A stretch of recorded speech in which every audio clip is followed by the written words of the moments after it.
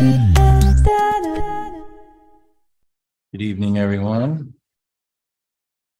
We'd like to call this special meeting of the Board of Education to order. The next regular Board of Education meeting will be held on February 14th at 7:30 p.m. in the board meeting room. Thank you all for attending this evening. And how many folks do we have on Zoom, Michelle?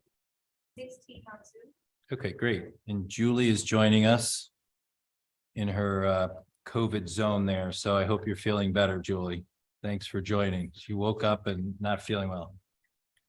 All right, good. My remarks will be brief so we can get to the public hearing and then continue the work that the board's doing. So I just want to, I think, reiterate kind of the process that we're going through here, because I know several board members called me. I got an email, I got a voicemail about this evening's meeting, about information getting out late and people not having enough time to look through the information.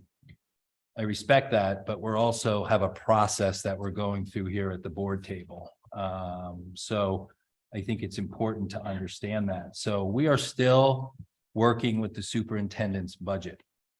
And what we asked the superintendent to do after we reviewed the budget was to go back and look for some efficiencies and look for some prioritization.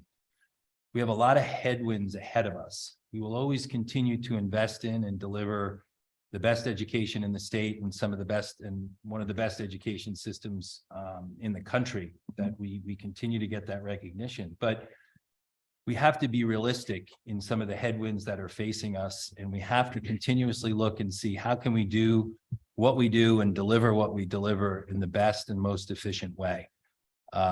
So hence we asked the administration to go back and look for some efficiencies and kind of prioritize some proposals. I think we were pretty clear about really not affecting how we deliver or what we deliver to the students from an education standpoint. So that's kind of where we are in the process. I know the administration has done a lot of hard work. It's appreciated. So this evening we'll be hearing from the administration on the proposals that they put forward based on what we asked them from an efficiency standpoint. And we'll go through that. And then the board process will be to ask questions around that. And I think that's important. If we need to have another meeting, we'll have another meeting to continue to hear public feedback. But, you know, requesting that we cancel a meeting and, you know, putting out social media posts that say there's, you know, $1.2 million in reductions being discussed tonight. That's not the case. Again, coming here and hearing the facts and letting us go through the process. All right. From here, as we go through this process, it will eventually become the Board of Ed budget. And over the next, probably not this meeting, but if we have a special meeting and then the next meeting, we'll do our work in terms of looking at those proposals that the administration has put forward, and the board will do its work. And then the Board of Finance will do its work, and then the RTM will do its work. And in the meantime, we'll continue to work with our partners in RTM Education and RTM F&B that we've done.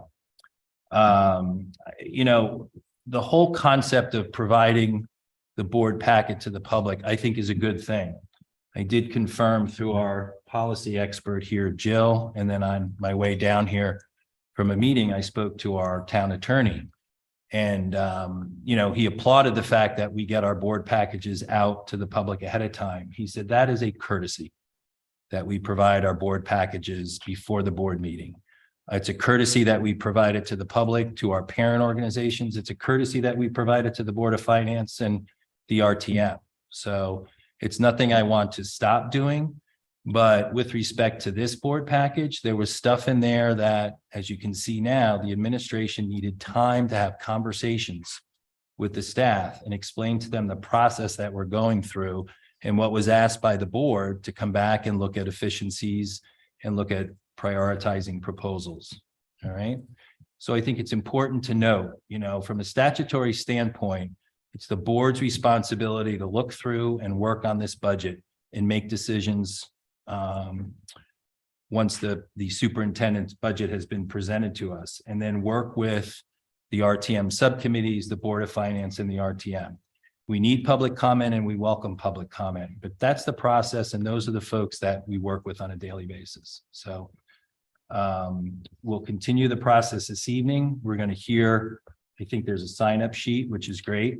So we'll hear feedback about the budget that's been presented in terms of the superintendent budget. I will tell you that your feedback will be important based on what you've seen in terms of the board package. But again, I would say it would be good to stay and make sure you hear what the superintendent is going to speak to in terms of what he has proposed, and then listen to the questions and what the board is asking and looking at. I think that's a good way to look at it. And as I said, we'll look to see if we need an additional meeting to continue the open dialogue and make sure everyone's comfortable with the budgets that we're working on, and then we'll go through the process. So I will pause there, and Michelle, I will move it over now to public hearing. Good evening. For any participants in person who would like to comment or to participate in the public hearing, please wait for the chair to acknowledge you and call you over to the podium. Thank you. So does this include Zoom? No. No. All right, so we'll do folks in person first. Let me get my. We have Mark Sheehan.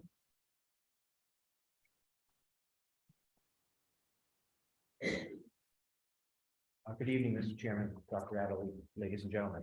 Could you make sure that the speaker is close to you? Thank you. Any better? Yeah, I think so. Yeah, thank you. My name is Mark Sheehan. I am not a resident of Darien. I reside in Southbury, Connecticut, but I'm here because I have been asked by members of the Secretarial Union to speak on their behalf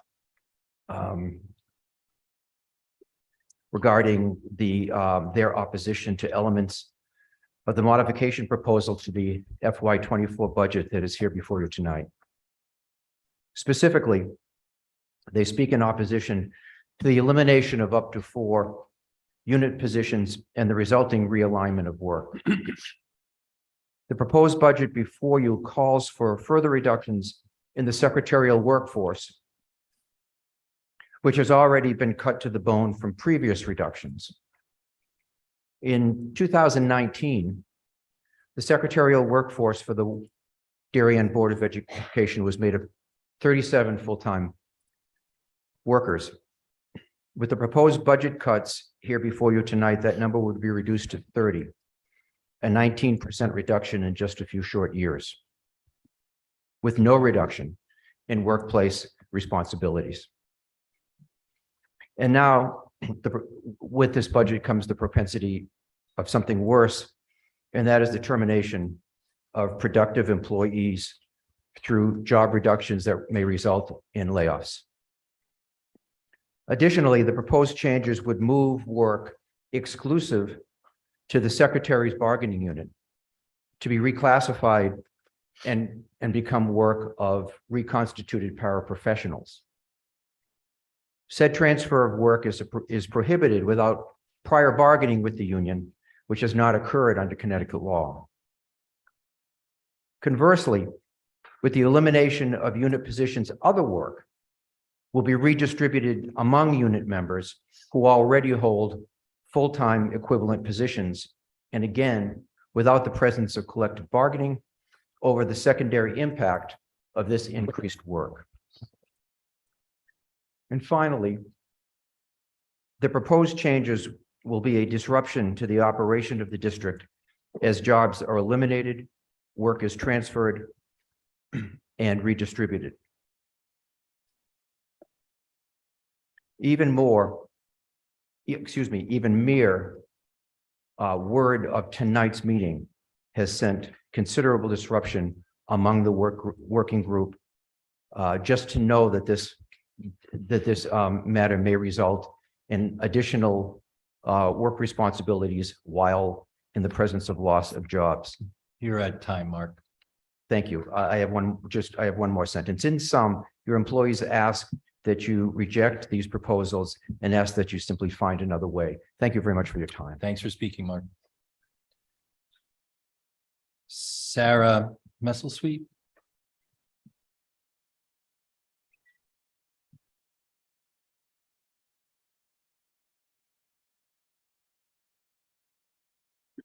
Good evening. I'm Sarah Hesselsweet. I live at 15 Stanley Road. I'm a parent of a 5th grader at Holmes and an 8th grader at Middlesex. I'm also a biology teacher at Darien High School. I'm speaking tonight on behalf of all the science teachers in the Darien High School Science Department in opposition to the administration's suggestion to modify the current science secretary position to a paraprofessional position. We understand that the decision is a financial one, but the science teachers at Darien High School believe that this decision would have immediate, long-lasting detrimental impacts on teaching and learning and would be an inefficient choice to make with the budget. Historically, the science secretary position was held by someone with 2 master's degrees. This person is now a science teacher at the high school and has spent years working closely with the current science secretary. It would take multiple years to train a new person for this role, which will either reduce the amount of time teachers have to spend helping students outside of class, or will impact the quality and sophistication of lab experiences we're currently providing our students across all science course offerings. During a period of high turnover in the district, the administration should focus on retaining talent and supporting the long-standing relationships that remain in our buildings instead of reshuffling roles. Continuity is in the best interest of our teachers and our students. The current science secretary possesses a substantial degree of institutional knowledge and expertise with respect to educational practices, curricular materials, and lab protocols specific to Darien High School. Their familiarity with our practices regarding hazardous materials and sanitation has a steep learning curve and cannot be replaced with a paraprofessional. A paraprofessional by contract has over 200 fewer hours than is required of the secretary to fulfill the same annual obligations of the secretary role. It will be difficult to find someone with the level of expertise required for this position who would be willing to work for this reduced wage. The current position, as it is compensated today, is a bargain for the district. On a personal note, I will have children at Darien High School for the next 7 years, and with the reduction in department expertise that would result from the loss of the science secretary position, my children would not have the same quality science experience that has so long distinguished Darien schools. The substantial amount of time the science secretary spends helping teachers coordinate and prepare our lab experiments is vital to the preservation of a high-quality science education. Negative impacts on teaching and learning for a small budget savings is not a worthwhile exchange. Thank you. Thank you, Sarah, for speaking this evening. I have Lindsay DeVito.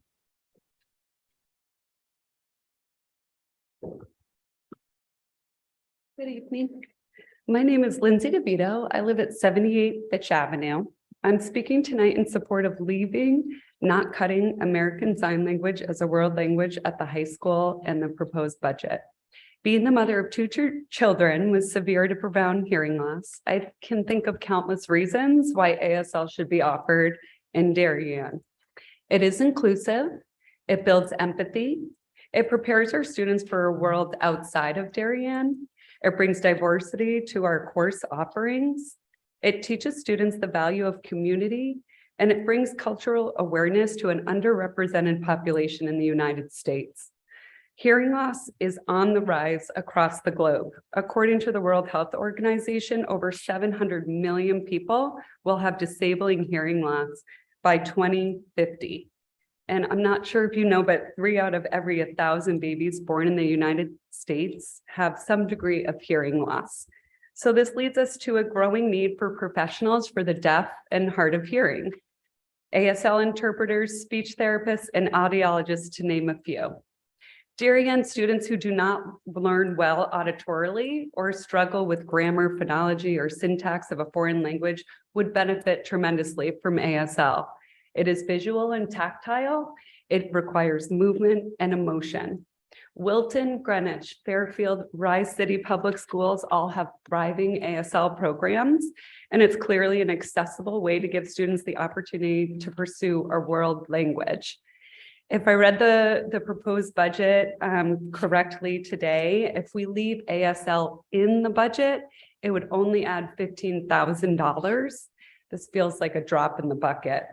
Dr. Klein has been advocating for ASL at the high school for several years now, and it's long overdue. And I feel that it is not an unnecessary cost. Thank you very much for your time. Thank you for speaking, Lindsay. Sarah Gortel.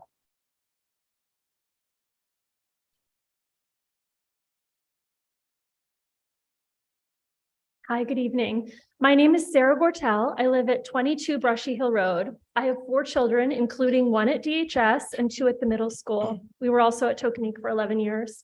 I'm speaking tonight as the budget chair for CDSP. I want to start off by expressing my appreciation to the Board of Education, to you, for the time and effort you put into your positions as town volunteers. I also want to thank Dr. Adley and the administration for continuing to lead us through a most challenging year. You're navigating youth mental health challenges, security concerns, not to mention multiple years of educational and social emotional losses due to the pandemic. I also want to thank and acknowledge our teachers and staff who we appreciate and value so deeply. I'm here to speak to you tonight about the 2023-2024 budget, proposed budget. While we understand and share the desire for efficiency, we also want to ensure our students and teachers are our top priority. Cuts do not happen in a vacuum. There's concern that some of the proposed recent cuts by the administration were made under duress and may place additional burden on our already strained teachers and building administration. We look forward to hearing the board thoughts and questions regarding these proposed cuts and hope there will be another opportunity for the public to respond before the final vote. You will hear tonight from other CDSP members representing the different buildings in the district. Common themes across schools and levels will be the need for ongoing mental health and wellness support, for building substitutes, and for hiring to fill the concerning vacancies across the district that are impacting our school climate and IEP service delivery so significantly. We've also had many parents speak in favor of maintaining budget control to ensure the district can hire teachers when needed, given the close projections. There's support for the K-12 robotics program that can help continue our commitment to being a STEM leader and for the exciting introduction of ASL at the high school. We're grateful for the addition of the Director of Mental Health and are hopeful that we will not have to wait a full budget cycle to see her recommendations implemented should she support programs such as Teen Talk at the middle school, where experts say it's most effective. Additionally, there's a concern among community members engaged in volunteering time to the district's DEI goal that there is little dedicated to that effort in the proposed budget. We've heard from many parents and staff that there's a clear and immediate need to put some structure and guidance in place to support our students and teachers. Process and planning have been recurring themes this year, and I want to close by expressing a few difficulties in the process that we would like to work together to improve. It was challenging to have such important programmatic presentations given so late in the budget cycle, such as the Teen Talk and Wellness Update.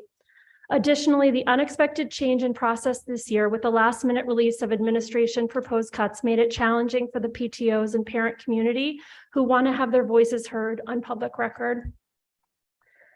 Finally, thank you to my fellow CDSP members for their work and dedication to this You're at process. time, Sarah. Thanks, and Thank to the you. board for the opportunity to speak tonight. Thank you, Sarah, for speaking. Antoinette Cowles.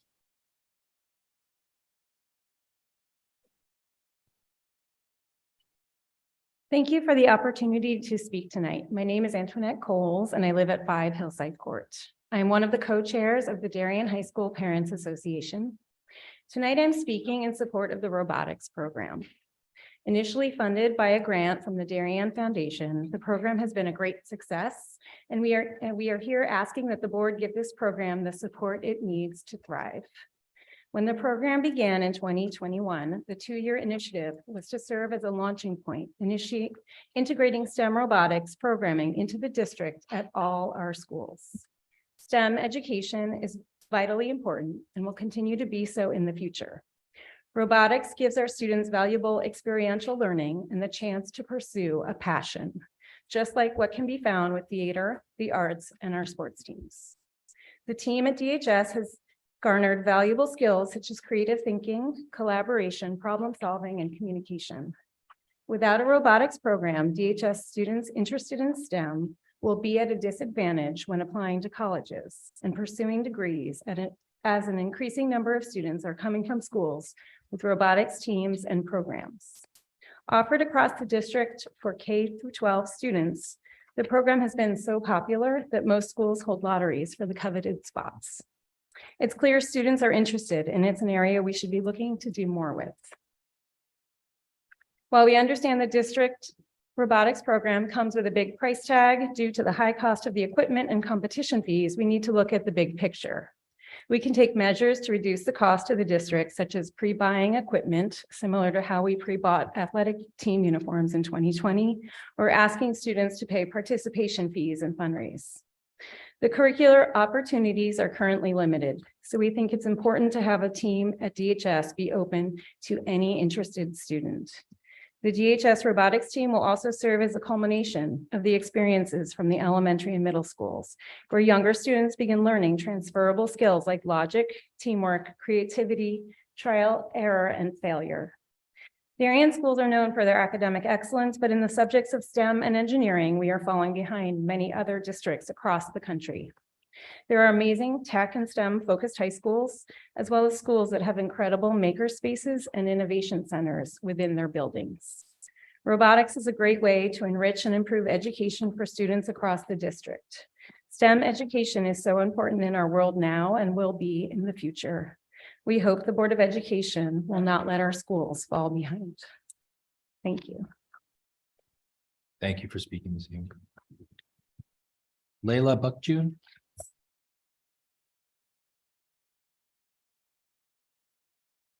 Good evening. I'm Leela Buckjune, and I live at 12 Du Bois Street, and I'm one of the co-chairs of the Darien High School Parents Association. And on behalf of the DHSPA, I would like to speak in support of several items in the proposed budget that directly impact students. After the tragedies experienced at the high school and within our community last year, we must dedicate our resources to the mental health of our students. Our students are asking us to support their mental health and provide ways to combat the stresses that they experience at DHS. The board has already acknowledged that need with the approval of the Director of Mental Health for the district, and we thank you for that. With 50 to 75 students visiting every day, the Wellness Center is an overwhelming success and clearly indicates that our students value this safe, supportive space in the building.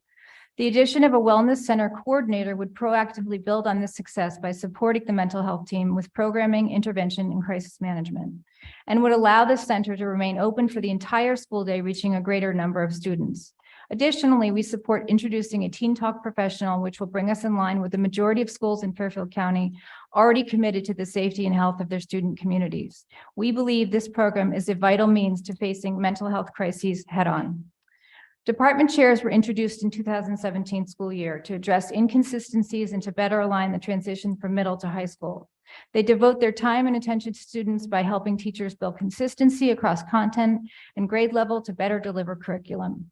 This proposal to require department chairs to teach one period would directly put at risk full-time positions held by other teachers in an environment where it is increasingly difficult to retain and hire qualified educators.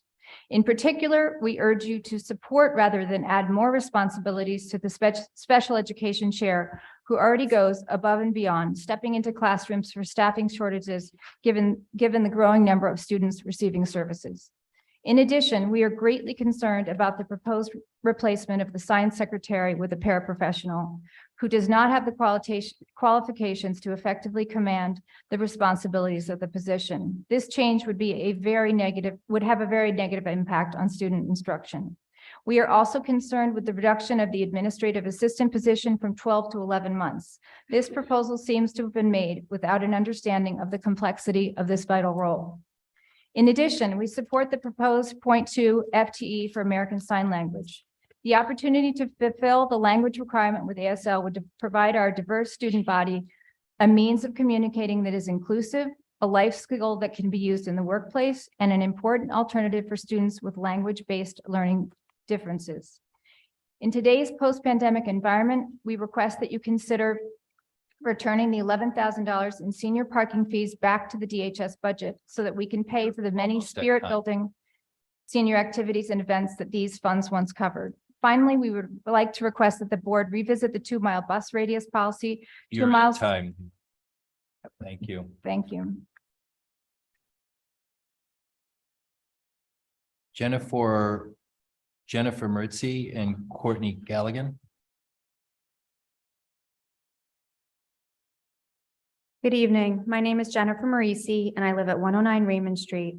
I have a freshman at Darien High School, a 6th grader at Middlesex, and a 3rd grader at Tokenique. I'm the co-chair of the Middlesex Parent Association along with Courtney Galligan. Good evening. My name is Courtney Galligan. I live at 12 Homewood Lane. I have an 8th grader and a 6th grader at Middlesex and a 3rd grader and a 1st grader at Tokenique. We appreciate the opportunity to speak about the budget as it relates to the MMS community. We would like to touch on 3 things tonight: a 3rd building sub, Teen Talk at MMS, and Genius Hour. Teacher and school counselor turnover has been a big area of concern at Middlesex this year, and we believe we have had the highest turnover in the district in the past 12 months. This turnover has had a significant adverse impact on our teachers, students, and the school climate. It has also had a disproportionate adverse impact for our students with IEPs and their delivery of services. We sincerely thank our staff throughout the district who stepped up to work extra hours to try to meet the needs of our students. We also thank the board for the new teachers' contracts and hope the new teachers' contract in hopes that it will help with retention and acquisition of talented teachers. We strongly support the salary market adjustments for substitutes and making the 2 existing building substitutes 5 days per week. However, we would ask that the board consider a 3rd building substitute specifically for Middlesex. With 120 teachers and only 2 building substitutes, there's a large gap in coverage for routine absences that puts additional strain on the teachers and staff to cover the classes. On any given day, 9 teachers on average are absent at Middlesex, and this number is significantly higher during peak winter illness months. In comparison to the elementary schools, who have half the number of teachers who require a substitute and half the average daily teacher absences, it feels proportionally logical that Middlesex should have 3 building substitutes. Thank you to the Board of Education and Administration for acknowledging the mental health struggles in our community and the need for a district-wide focus by hiring the Director of Mental Health. While physical space constraints currently limit the ability to create a wellness center, the MMS staff are interested in creating a climate room in the near future. We fully support Mr. Maroney's addition of a Teen Talk counselor at Middlesex.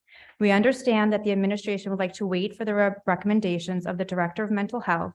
However, as Ms. Denise Qualley from Kids in Crisis explained, new counselors are trained in the summer and it would be difficult to insert the program in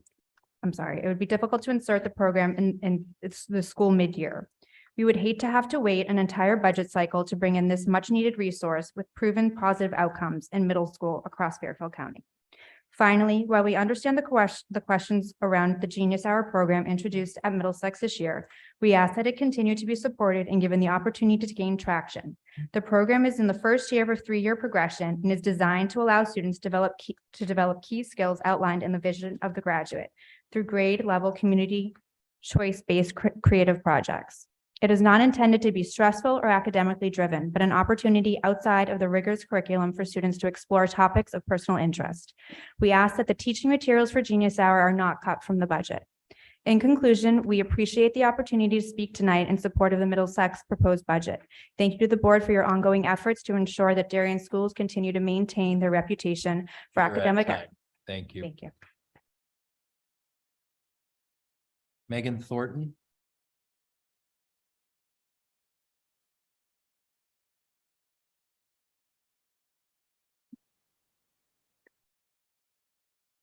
Good evening. My name is Megan Thornton and I live at 49 Birch Road. I have a 2nd and a 3rd grader at Ox Ridge. I am one of the co-chairs at Ox, but I speak to you tonight on behalf of all 5 elementary school PTOs. These remarks were written collaboratively with input from Henley, Holmes, Ox, Royal, and Tokenique. While we recognize that Dr. Adley has taken the board's suggested cut of the 3rd building sub, we respectfully disagree with that position. For the district's youngest learners, having the appropriate staffing is of critical importance. Part of the original proposal was to eliminate interns, yet the administration is not adding them back in while keeping the building subs numbered to 2. Without interns, the math just doesn't add up. Being down to 2 people to begin with will cause even further pressure on already strained staffing resources and have cascading effects on all students. Last week at Royal, there were 5 unfilled staff absences in 1 day and 0 available subs. Admin had to pull from instructional aides, paraeducators, and SRBI specialists to cover these positions. Students miss necessary interventions, pushing them further behind. Why are we setting ourselves up for another year of staff scrambling to cover absences for illness, PPTs, and professional development? We also worry that teachers and staff are burning out, using their contractually guaranteed free time covering classes instead of using it for lunch and class prep. We are concerned that budget control is being cut. There are already 3 sections close to the tipping point of maximum size guidelines. Ox's 4th is 3 students away, Royal's 3rd grade is 2 students away, and Tokenique's kindergarten is 1 student away. Many schools have already come to the board to shed light on the problems in special ed. Tokenique still does not have a second full-time psychologist, and Ox had a shortage of OTs and paras in September. We understand the difficulties finding appropriate staff in today's educational environment. There is no district-wide system to keep track of missed services and proactively notify parents. Some sort of electronic log of missed services should be kept in a centralized location. It can be as simple as an Excel spreadsheet maintained by each school's APs. Then parents can be kept abreast, like Kat Brunswick at Tokenique, who notified families recently of the number of missed sessions per student due to the unfilled psychologist position. Transparency breeds partnership between home and school. Another area of concern is reading instruction. Research shows us the key to remediating issues is through early intervention with a scientifically research-based curriculum. This is why we support moving away from the Teachers College Reading Writing Workshop. By changing the reading instructions for our youngest learners, the need for specialized instruction at the middle and high school levels would decrease. Finally, I would be remiss if I did not mention the removal of the 6th instructional aide at Ox Ridge. This makes the para to student ratio 1 to 102. All other elementary schools have a ratio no greater than 1 to 88. This is inequitable and a sure way to increase paraeducator burnout. Ox saw a 16.6% increase in students this past year.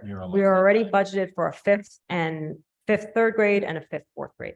Thank you. Thank you, Megan. Laura Hagan.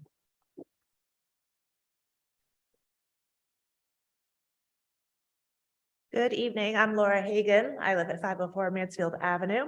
I'm here on behalf of the boys swim and dive team. I have a junior who's a captain of the swim team and a freshman who is also on the Blue Wave swim team. Jenny Moles, who is another captain mom, couldn't be here tonight, so I'm speaking on her behalf of her son, who is a senior.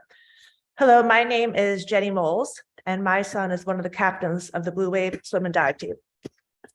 Will has been a member of the team for 4 years, and my younger son will join the team as well once he gets to Darien High School.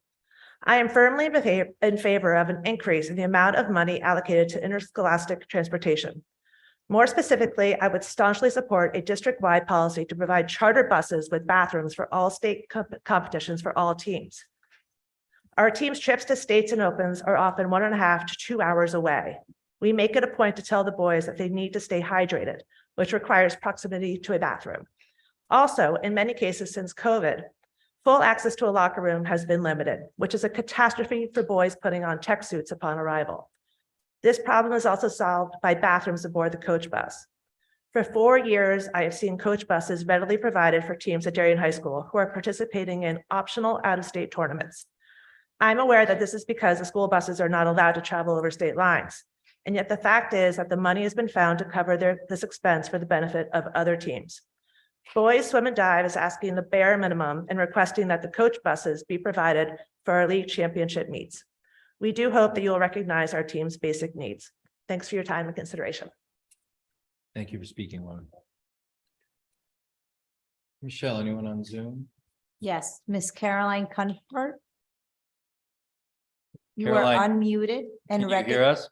I can, yes. Go ahead. Thank you. Okay. You can hear me? Yes, thank you. Go ahead. Okay, great. Good evening. My name is Caroline Comfort and I live at 48 Norotan Avenue.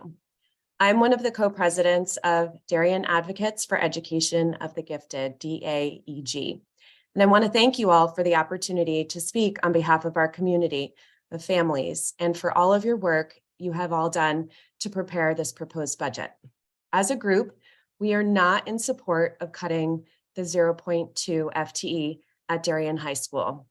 This cut would essentially eliminate the Achievers program as an elective offered to freshmen. This course offering provides a much needed opportunity for a small group of students who have few other outlets or opportunities for pursuing this type of advanced coursework until they have fulfilled minimum requirements at DHS. This elective has provided a community of like-minded peers who have worked together often since elementary school the chance to pursue a topic of interest and fulfill their needs as students. Additionally, as we have said in prior years, when Achievers finds itself on the cut list, we strongly believe that curriculum decisions such as changing the IDEA program should not be made during budget cuts, but as a part of a deeper conversation on how this cut impacts the program as a whole. We see that in the cut memo, it mentions that Achievers would potentially be moved to the middle school.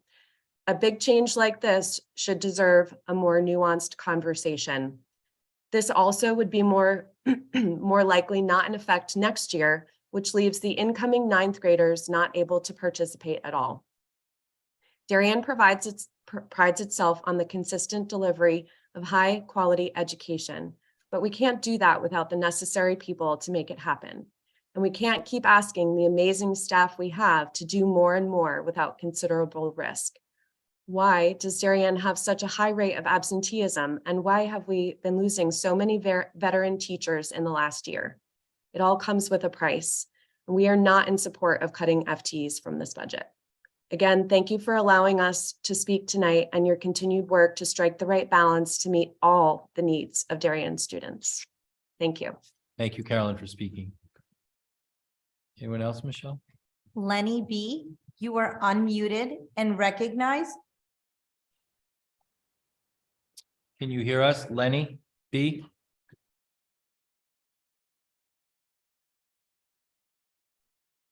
Lenny B? Yes, can you hear me?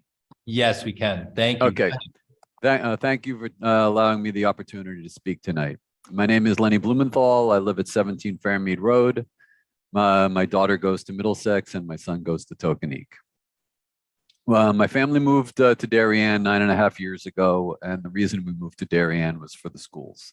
If it wasn't for the schools, if that wasn't the issue, we could have moved to Norwalk or Stamford. We could have bought a bigger house, nicer house for less money. So to my mind, Darien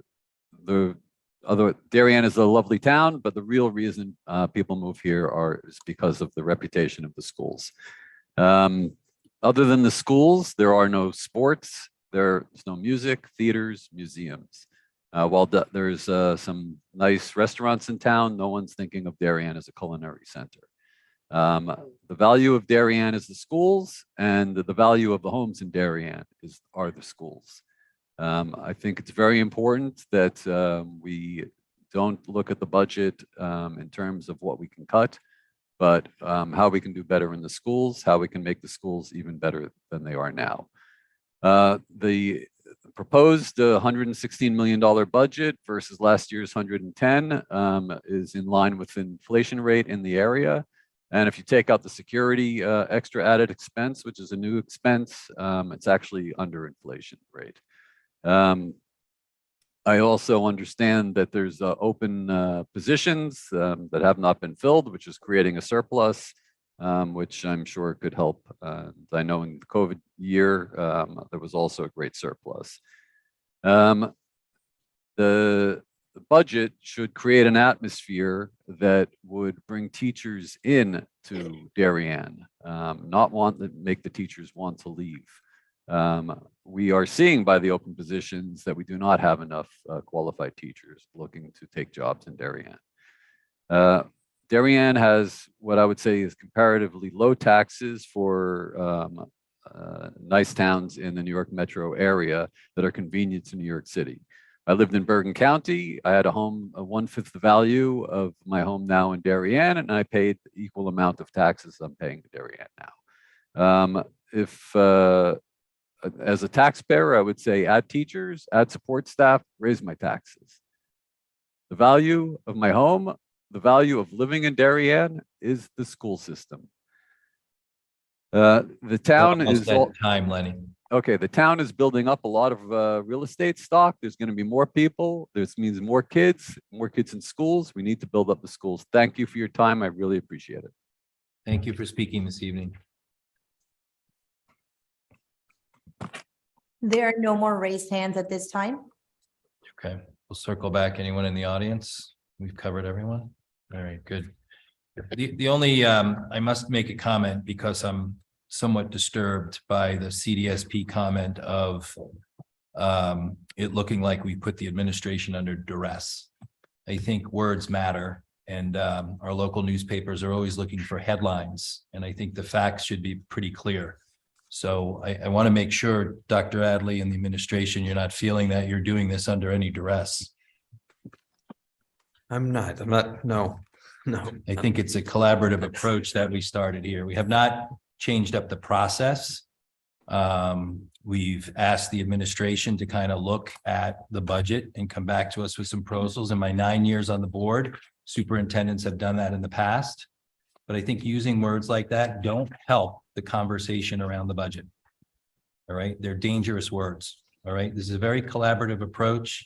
It's a really good working board. It's a phenomenal administration. And while these are tough decisions, it's tough economic times and there's tough contracts and there's tough economic headwinds approaching us. So if we don't look at this stuff and have the conversation around it, it just makes it more and more difficult to continue to invest in education for our students. So I'll pause there. We will move on now to further review of the 2023-2024 superintendent's proposed budget and further discussion on proposed modifications that the board asked the administration to bring in terms of efficiencies and priorities. So with that, I'll turn it over to Dr. Adley. Good evening, everybody. Thank you for those who have come to speak in person and to those that are online. In regards to the duress question, Mr. Chairman, I will say that certainly it wasn't under duress. This is a charge that could be given to a superintendent to make reductions where he or she feels is necessary, or given a charge to come back to the board given the charge that had been given. However, I will say that I've lost some sleep over it. It's not something I take lightly by any means. There are people who lose positions in this challenge. And we have got even some staff in this room right here. I don't do that lightly by any means. That's a very difficult choice to have to make. I will say that these are things that I don't want to do.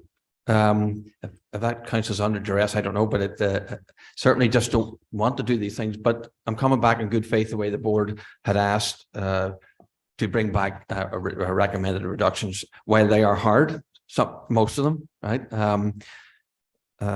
We've tried to address that charge as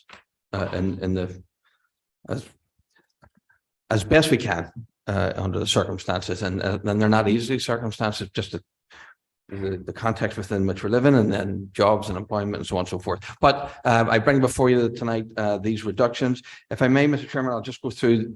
There are two memorandums that I sent to the Board of Education that were in tonight's packet. I'm not going to deliberate much on them, but with your understanding, if you'd let me speak to those two quickly, and then we can certainly. Good, because when I came home, he was not down here, so I was wondering where he was. Then we could. What was he doing? Airport. No, after he finished, what did he go?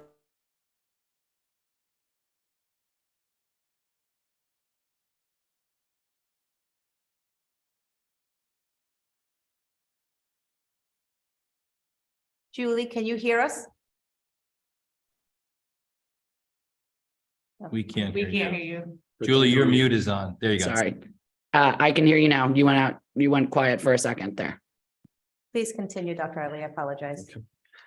Thank you to the members of the cabinet and also the administration district-wide for their contributions to this discourse. So I just pointed out in the first memo sent to the board just a couple of things, and I won't belabor them a little bit. I'll mention them so the public who are here and those who are online can hear them. The reduction of the 0.6 PE teacher, we have come back a couple of years for this. I wouldn't keep coming back if I didn't think it was so important around the size of the health classes, the context of what's being taught in those health classes, and the environment that needs to be made. The ASL program, we're asking the board to reconsider that. We feel that that's an important program to keep in the budget for the reasons that we have articulated. The wellness coordinator, we certainly heard the board's discussion and questions around that. And we heard the presentation last week. I would ask the board to consider that is a grant, and as a little bit of a compromise in terms of approach to it, I would ask the board to consider leave that grant, don't touch the grant for anything else. And whenever we bring Dr. Dad on board, when Alicia arrives, we'll ask Alicia to do an evaluation of the wellness center and to come back, and if it's her recommendation that we could proceed forward, then we would utilize the grant at that particular time. If the board wants to be involved in that, that it can be, in the sense of come back here and explain and report back. I would ask us to consider leaving that as an option on the table for the wellness center. And I think it does what the board wants in terms of waiting until the respective professional gets on board. I will say the same thing for Team Talk at the middle school. I would ask till we wait till Dr. Dad comes on board, and if she comes on board and says that we need the Team Talk, I would ask that we would just come back to the board at that particular time to either request an appropriation or to take it out of the operating budget. We can talk about how that process would actually work. The department chairs, I'm not going to deliberate this too longer. They are integral and, in my opinion, critical to the work that gets done in the district. There are other implications that I've outlined to the board in this particular memo that are complex too. I do not suggest discussing that during the budget process. If the board desires to have that discussion, I would suggest doing it outside of the budget process. Genius R, I would just ask to give this program a chance. It's $16,000. It hits all kids. We haven't gone through the whole process yet, even to be evaluated. I would ask to give it a fighting chance. It's actually the only one enrichment program that touches all kids that I know of, that I can think of across the district. So I'd ask it just for the board for their consideration and keeping that program.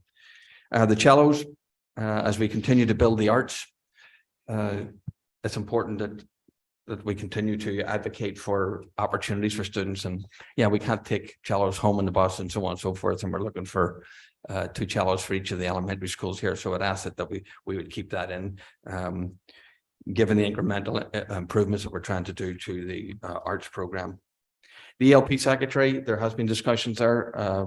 We have reviewed that and we feel as if our recommendation should stand on that. We feel as if we've got coverage for that ELP program. The Team Talk I just spoke about. So I'll just transition now into the actual reductions that we shared with the board. For the community's reference, the process of sharing that is no different for this week as it has been for other weeks, and the posting is the same. So we're recommending that we would purchase another 2 vans. And this would offset our costs of out of district transportation. So we've got 4. This would increase the vans to 6. So you can see the savings that results from those purchases. That would be in, we'd have to do those in the capital. The arts coordinator release time, it's a 0.4. We're suggesting that would be reduced by 0.2. Yes, that arts coordinator does work from K through 12. The secretarial support, I can sort of describe it sort of all at once, just as opposed to going through all of them. We looked at this, and clearly these were some difficult choices that we had to make. We have a reduction here at central services of 1 secretary. We have a reduction of a secretary at the high school for athletics. We have a reduction at the middle school administrative assistant, not in the main office. We also have an increase of, a decrease of a 12-month to 11th month. And then we have the middle school that we've heard this evening, some comments on where we're reducing a secretarial position for the science, what we would say that they call it the science secretary. And we would replace that with a paraprofessional. Yes, the paraprofessional will do some of the task of what the secretary is doing, but there are some jobs that the secretary is doing, the tasks of that you wouldn't describe as secretarial in nature. So it sort of crosses too. And I know that's a hard thing for given the time the person has been there and the expertise that they had. These aren't choices that I would like to make, but you'll see some principal secretaries. It's just what they're called and where they're placed. They're actually different positions. They're not principal positions, principal secretaries that are being eliminated. The technology efficiency, that has been a very, very difficult decision to make. I think we have a lot of things in place from one-to-one computing throughout the school district, which during COVID, for all the decisions that were made prior to to me being here, actually, the board made some good choices in having a lot of technology in place, and that served the district well through COVID. The director of technology, I believe, has led the district in an exemplary fashion. We have one-to-one at the high school. We've one-to-one. Sorry, we've got bring your own device at the high school. We've one-to-one throughout the district. We've got libraries reimagined and up and in actually good shape and influence the design of the buildings. This is a matter now of going in and coaching and helping teachers coach on the ground, and we would be replacing that administrative position with a teacher position who would actually be a coach K through 12. I would say this, if the board were to, for the want of a better way, take this position, I would just reserve this, that I would have to see how one person up and down the system in a teaching role, no teaching responsibilities, can exercise and can implement some of the teaching instructional processes and strategies K through 12. So if you do sort of decide to add that to the cut list, I'm just giving a wee precursor that I wouldn't exclude me coming back at some time, perhaps upon evaluation of what we've actually done. So, but that eliminates an administrative position and puts in a teaching position in its place. The athletic restructuring is what I've discussed in terms of the position for the secretary at the athletic director would go away in this particular scenario. Some of the responsibilities would go to the assistant athletic director, but other secretarial responsibilities would be disseminated, and that would be the case for a lot of the responsibilities from here at central office to throughout the district, whatever those responsibilities are. Yes, it's not unusual that different bargaining units and different employees, unfortunately, in these times, have to do more and assume more and do things differently. And some of those responsibilities, yes, would be disseminated. That covers sort of the athletic restructuring, and it covers the central services restructuring. Paraprofessional support. I'm suggesting here that we would go to 5 to 4 paraprofessionals at the Oxbridge. I've talked to, we're talking about 9 students, and there are guidelines. These are not mandated things that we have to, ratios that we have to adhere to. There are guidelines.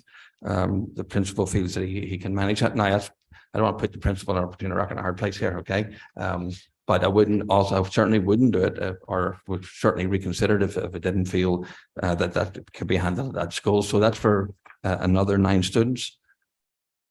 So again, that reduces that paraprofessional. You could say in some ways it goes to the athletic department, but it's not really. We're really reducing it, and then we're adding to replace the secretary.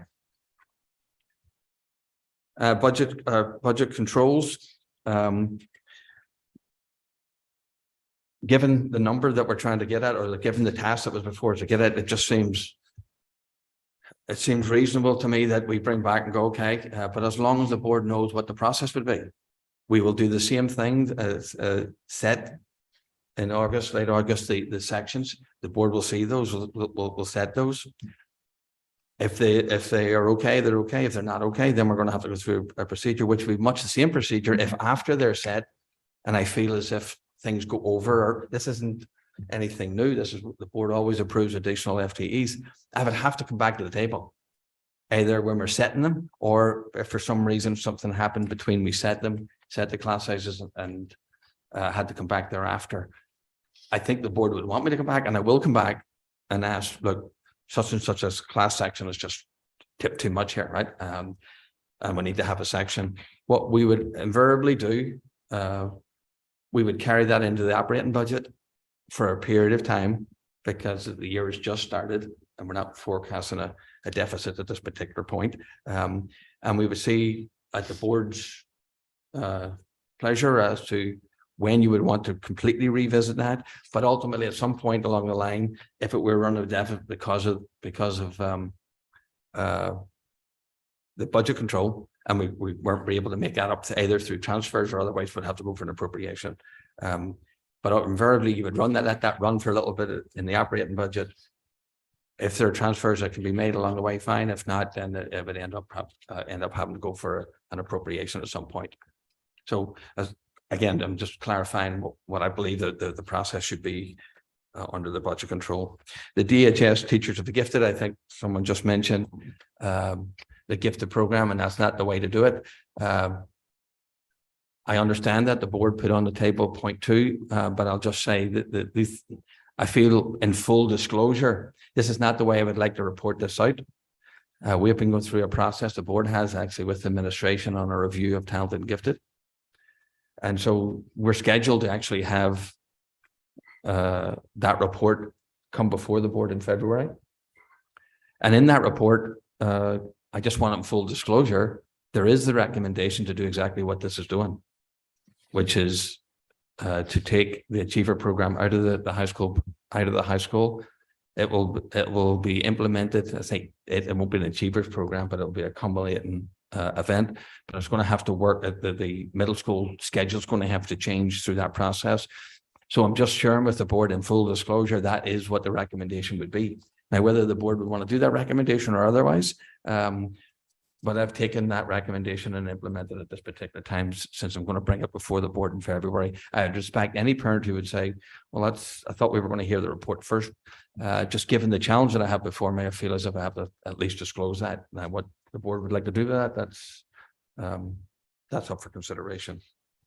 Robotics, I understand, and the idea of equity around robotics and so on.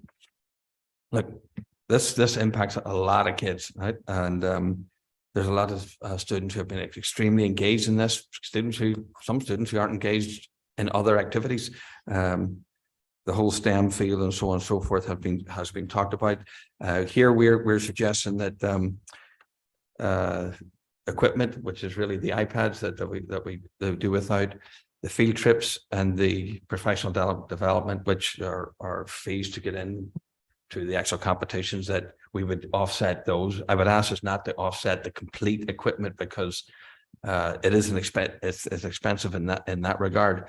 And I would ask us just to offset the robotics program by these amounts, which is really the iPads, the field trips, in the sense of if students have to go to competitions and so on, and entry fees. Building substitutes, while yes, we advocated for 3. But we still think getting 2 5 days a week and then calibrating the payment is, if we can't get the 3, we'd certainly like to get that. So again, all of these things would have been in the original budget if we really wanted to do them. The revenues, certainly the board came up with some revenues. We're suggesting that we take those revenues. Again, all these obviously are board decisions. The professional development around the student information system, we have to look at that in a thoughtful way over a period of time, and we'll find a way to do it. If it's bringing people here or otherwise, then that's what we'll do. For curriculum research and development, we have very little under R&D. This is really R&D right here. And it's used every year to pilot new programs or to investigate new processes and programs out there, whether they be curricular or whether it be software or otherwise. This essentially takes that off the table. And if we have to do that, and if it comes through that, it may have to come through a superintendent transfer or otherwise. The textbooks under curriculum, there was a significant change in that this year. And under that, we have decided to level fund the library books. And for the units of writing, which are K through 5, that doesn't impact the K through 3 reading program, that we feel that this can be deferred for 1 year, for another year. There were various dues and memberships that we cut back on. And then the consultant services we reduced under curriculum. We've had a very successful mathematics professional development throughout the year that was well received by teachers. We're going to continue to do that this year, upcoming year. And that was our Singapore consultant, who is world renowned, and he's going to spend some time here, and that will replace some of the teachers college mathematics coaching that has been done. So that's again, these are some decisions that I don't want to make all these decisions, but when I have to, these are the recommendations. The capital budget, we talked about 2 Suburbans as part of the picture to offset out of district transportation. I think I'm asking the board to hopefully consider continuing the discussion about the auditorium project. The Durgan, the secretaries, I just put in here where we were. You can see the secretarials that we had and the ratio, and then if we do what we're suggesting doing here, you'll see that we'll go to pretty much last in the district in terms of secretaries to student ratios. So those are the board or the administration's recommendations to make the reduction, which comes down to 3.77. Thank you, Dr. Adling. I appreciate that. And thank you for your comments early on. I think the board will echo those comments that these are not easy decisions. They're not easy conversations. If you go back to the charge of the board, it's hiring the superintendent, it's board policy, school policy, and it's also the budget. So we don't take any of this lightly ourselves. I know these 8 folks that are here, it's not easy conversations, but it is our role as elected officials to really look at the budget. Always look to invest in our education and our students, and always look for efficiencies and make sure we have the right prioritizations in place. So I appreciate that. With that, I think we will move to any questions from a board perspective on the memo that talks about the health teachers, ASL wellness coordinator. Mr. Sini. Hey, dude, before I do that, would you mind if I just kind of crunch some numbers real quickly in terms of why we're at where we're at in terms of, so just remind folks, and thank you, Dr. Adley, for giving us a thoughtful, analytical, and your team, of course, prioritization of some items in the budget that we're looking to, reach a certain number after hearing some feedback. I think this process is a lot better than us. I think somebody used the words willy-nilly in the past, picking out budget items, not being professionals in the education. So I realize it's tough. It's, as Duke said, not easy for us, but when I go back and crunch the numbers, I mean, everybody knows that your proposed budget increase is 4.94%. Now, if we hypothetically ran through our surplus, which is going through this year, and took $1 million off, that would fall to 4%. It's not a low number by any means. And I realize what's driving it. And some of that was some of the security initiatives and the mental health initiatives that we took. But if you also adjust for that, if you normalize for the current surplus and still take out $1 million from this proposed budget, we're at a 4.62% increase over last year, if I did my numbers correctly. There's only been 2 times in the budget packet that you gave us that we've approached that number. One was in the wake of a special education crisis, which this town was left reeling, and we were forced to spend a lot of catch-up money, if you will, and restructuring money. And the second time in COVID, but ironically, through the grant process, we gave about $1.5 million back. But that number is not even a real number. So, barring those 2 anomalies, this is the largest proposed budget that we've ever seen in the last since 2014 or something like that. And I'm sure if I go back to my 22 years, I'm not going to find a number too close to this number. So there's good reasons for it, but we're forced as elected officials, not only serving the parent community, but all the taxpayers. I hear, and I did come to this town before I had kids, and I put 2 through the district, and we have one last one in the high school. It's a great place to educate kids, but it's also an awesome place I want to remain after my 3rd graduates. So there's a lot of reasons. There's a lot of reasons why people stay, and one of it's also a responsible fiscal budget. So as stewards of the school budget, I just wanted to point that out. So the question goes to Rich. I guess, can you walk through the payback arithmetic if we were to pursue the 2 additional Suburbans? I mean, I think it was great analytical work, but I think it's important that we kind of highlight, it's going to be an upfront capital expense. But I think the payback is, we're talking like within 2 years. Is that remotely close? So we'll break even in a year. Okay. Just about a little over a year. The Suburbans typically cost around $60,000 each. which is a little bit more than they have in the past, as car inflation is a factor. But we do save between $45,000 and $55,000 a year. One of the things that we're seeing in transportation, primarily in out-of-district transportation, because they can't find drivers either, the escalation rates are 5, 6, 7, 8% annually. So you can make up that money within a year, maybe 15 months, because you're not having that 8% annual escalation.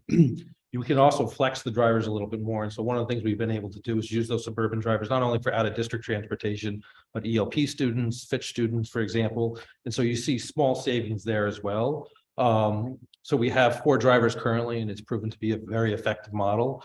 If the board does go with adding the 2, we would have to go to P&Z for approval. I don't think it will be an issue, and speak to Jeremy, but you clearly would get your money back, and the program has run very well and would continue to run well.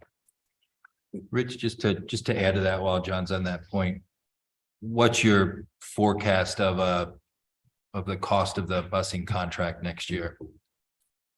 So for out of districts, they've told us a minimum of 5% increase. Okay. So what was built into the budget in the out of district line item was that 5% rate hike. And then in renegotiating a 3-year contract, or what type of increases are you seeing? You've talked a little bit about the health insurance increases. What about the potential increases to a bus contract? So our home to school, our non out of district, but our in district special ed costs, for a student, that contract ends at the end of next school year. Districts have seen anywhere from 10 to 20% annual increases. And that's a large part because people can't find drivers. And so in order to find drivers, bus companies are offering sign-on bonuses, higher pay. And when they do that, they have to pass that off onto the consumer. We're the consumer. And so we will typically end up having to eat that cost. One of the disadvantages we haven't spoke about it on Super Saturday is we don't have a bus depot. So the last time the district did put out to bid the bus contract, they got 1 bid. And so typically what happens is we get whoever Stanford has, because that's where the bus depot is. If we look at other districts throughout Fairfield County, Newtown is a really good example. They have so few drivers, they have to park the bus, send a message out to parents saying, you got to bring your kid to school because we can't find drivers. New Milford, while not in Fairfield County, they've been stuck with the same situation where they've had essentially parked buses because they can't find drivers to pick up their kids.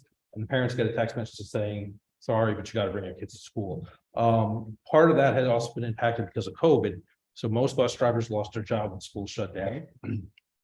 We were able to retain our drivers during COVID because we renegotiated the bus contract, which allowed us to get a flat rate renewal in the future. So our bus drivers didn't really lose their job. And so while we're not fully staffed, we're about 3 drivers short. Those are really the spare drivers. And so the only time we really have a concern is if we have more than 3 drivers who are out sick for any given reason. So we've been in a much better place. Thanks, Rich. Can I just wait? Yes, John. Just on a different topic, and this will be my last one. Harkening back to COVID, we ran a 2 million plus deficit well into the following spring semester. So I'm pretty confident that if we're faced with, a number of sections that amount to the 226,000, we can find ways to fund it. And then if we have to go through the same special appropriation process that we went through to cover it. I mean, budget control is simply a reserve fund, gives us flexibility. It's nice, but if you look at the history, we actually never really, I think there's been one instance that we spent it and we've been using it for other sources, not just elementary sections. So let's leave it at that. Thanks, John.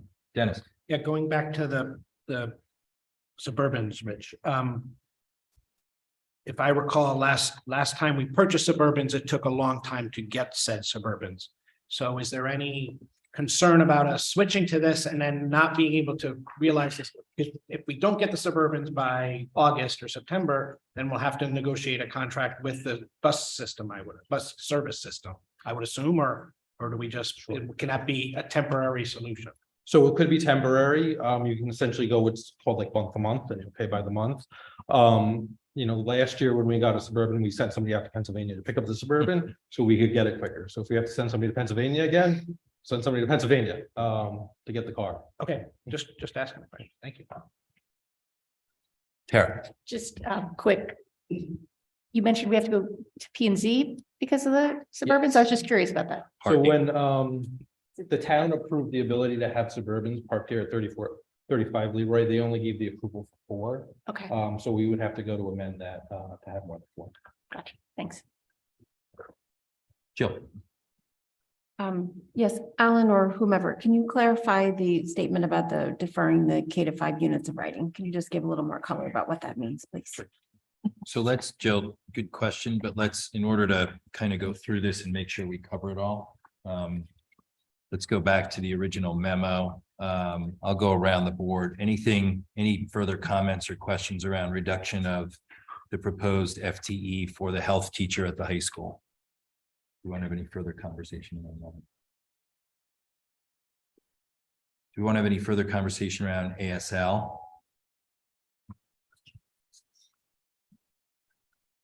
Remind me to look for Julie. Yes, Sarah. Is there any way to know, if there's students that cannot take French, Spanish, Mandarin, whatever, for, if there's a IEP reason or what, is there a way to capture how many children ASL would help or would opt into that? I don't know how you, know that. Have a part B to the response you have, you can do the part A.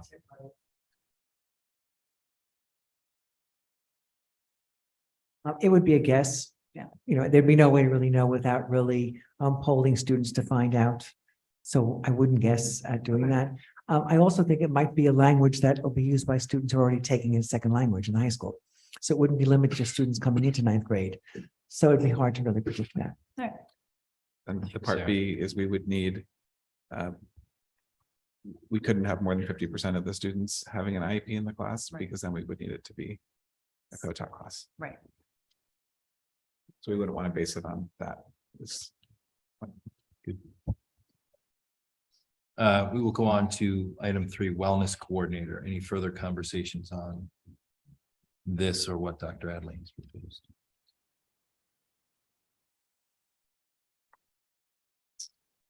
I think we covered department chairs. Duke, I'm sorry to interrupt you. Can I? No, go ahead, Julie. I was looking for your hand. Thank you.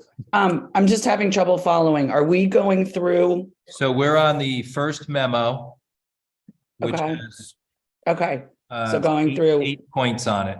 So Sorry, just wanna I have was trying to some follow kind on the of spreadsheet. My bad. logical process. Sorry, Yep. I didn't follow. No, that's all right. We'll get back. We're back on it. So. Thank you. All right, we will,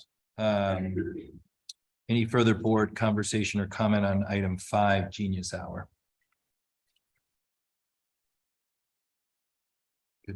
I had a quick comment. Yes, sure, Julie, go ahead. I just wanted to point out that we as a board approved this program last year. So since it's only run a few sessions so far, I feel like we owe it a little more time. That's all. Thanks, Julie. We'll move on to item 6, cellos. Further conversation on cellos?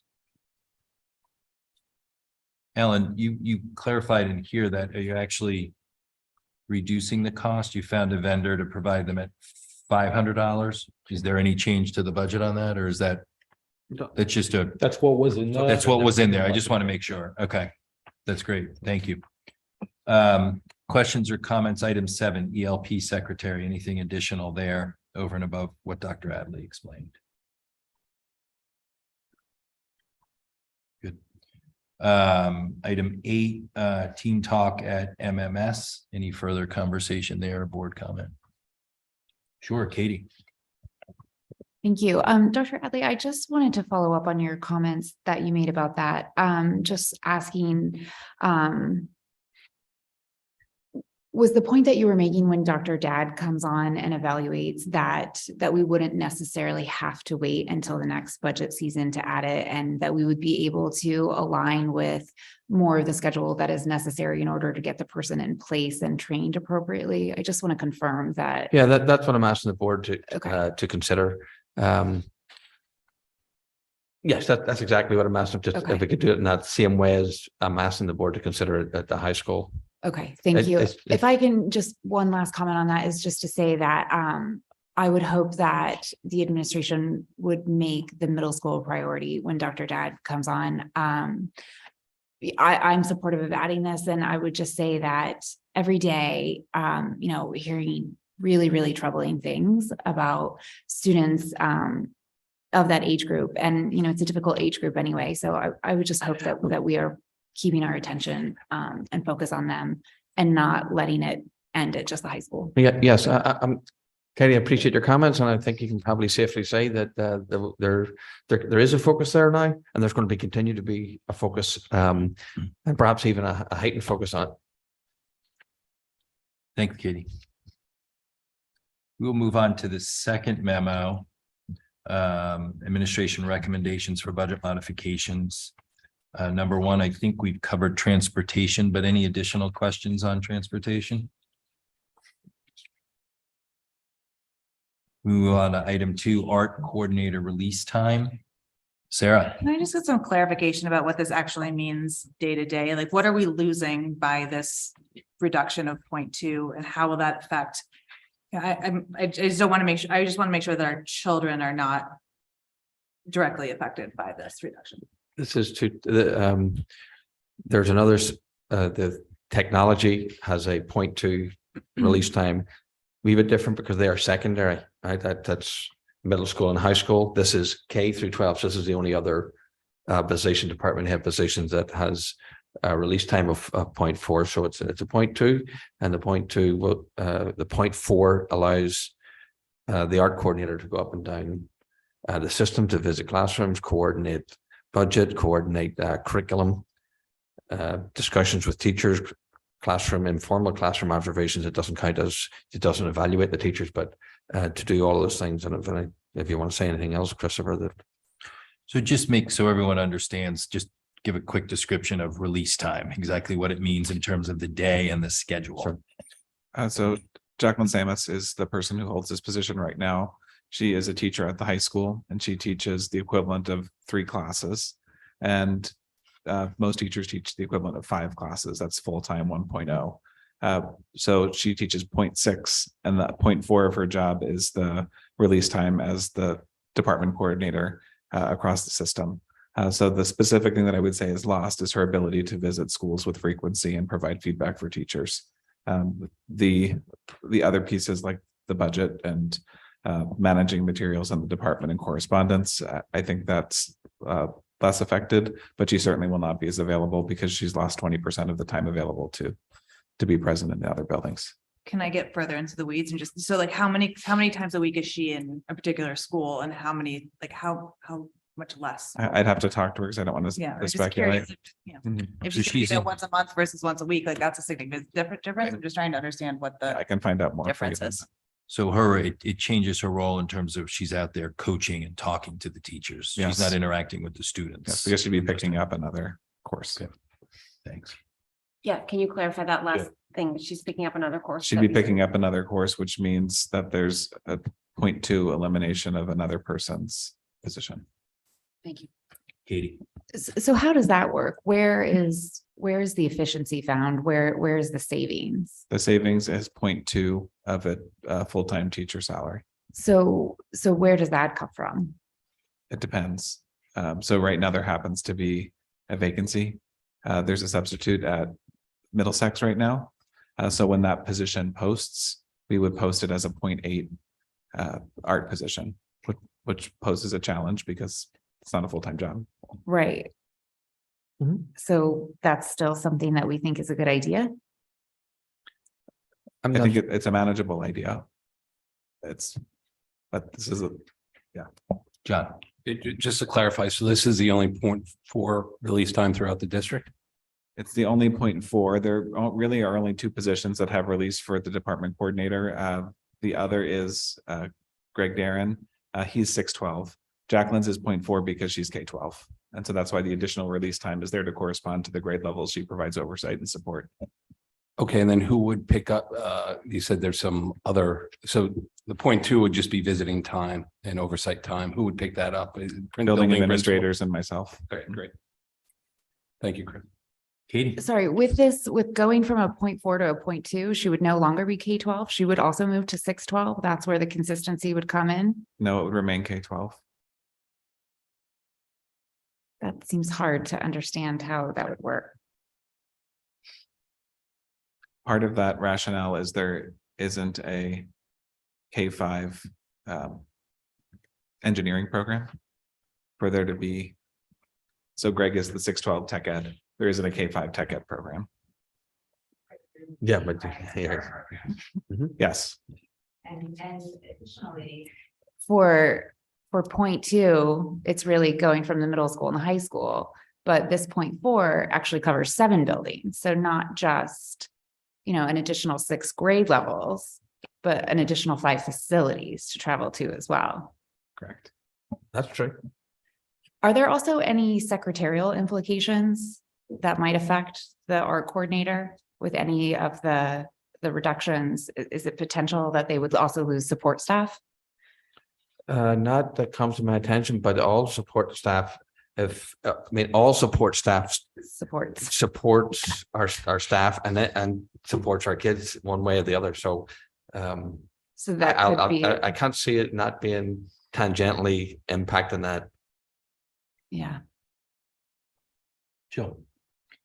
I just want to clarify. I know you said it. So are you basically saying this, you're proposing putting in a 0.8 at the middle school?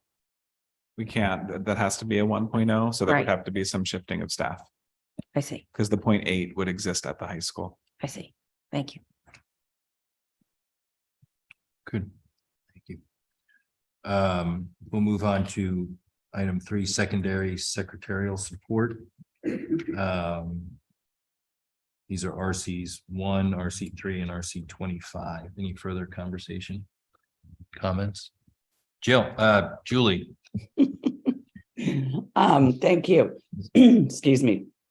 I would love to understand in general, we have some information on what our ratios are, student to secretaries across the district. And with this change, it looks like that changes considerably. And we go from being kind of average with our student to secretary ratio to being considerably higher than any other school in DIRG A. How do we feel about that? And further, what is our student to secretary ratio like at the middle school and the high school? I have it for the elementary schools, but I don't have an appreciation of that. And I ask because in addition to the